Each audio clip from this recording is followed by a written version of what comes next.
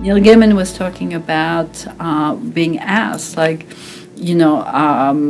what about giving things that are too scary to children, or giving things that are like children reading books that are not very good? And he said it doesn't matter. There is no such thing as bad books for children, because children improve the books as they read them, because they make the story happen.